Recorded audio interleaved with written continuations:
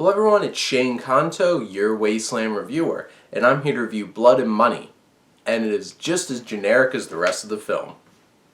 And this is written by Bill Barr and John Barr, and it's starring Tom Berenger, which Tom Berenger has had a long career of being a talented actor, being a very charismatic actor. He's had those heartthrobby kind of roles. He's had those rugged roles like in Platoon. And he hasn't really done much recently.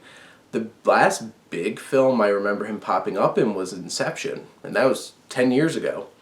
But he plays this former veteran who's dying. He's not doing well. He's off out in the mountains in Maine during the winter, and he happens upon this woman who he accidentally shoots, and she has a bag full of money. And now he's trying to hide this money, trying to hide what he did, and he has people coming after him because you don't find a bunch of money and don't have people coming after you. It's a very generic story.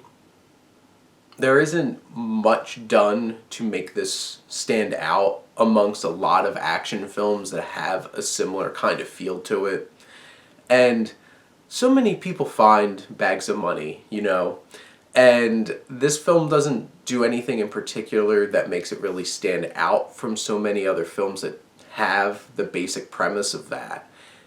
There's one particular moment that felt a little bit inspired towards the end of the film that does lean into the fact that, what this does differently than a lot of the films that have, aging action stars is Tom Berenger isn't some kind of badass, like Liam Neeson destroying everybody in his path.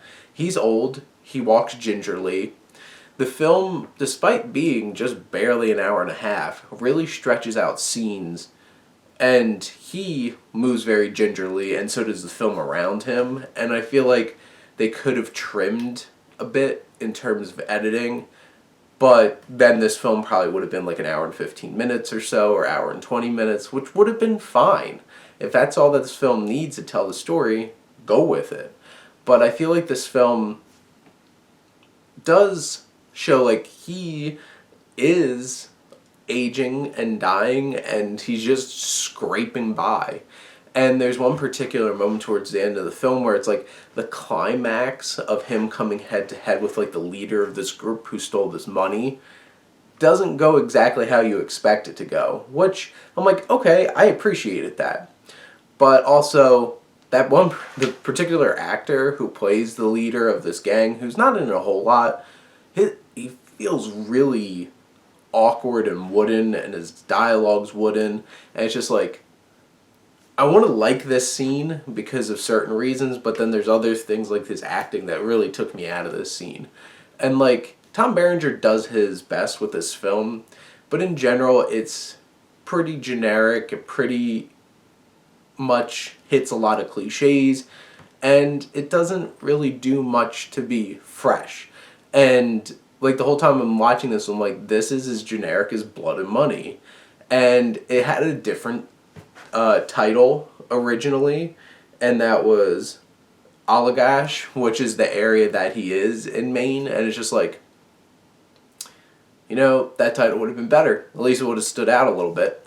But in general, Blood and Money is very generic action thriller with an older protagonist, and unless you really, really, really love Tom Berenger or really like these kinds of films, I don't think you're going to get much out of this. So, in general, I would say pass. But if you agree with those two things that I mentioned before, you might get a little out of this. But those are my thoughts on Blood and Money. Let me know what you think, and let's talk some movies. But thank you as always for tuning in and supporting your Wasteland reviewer.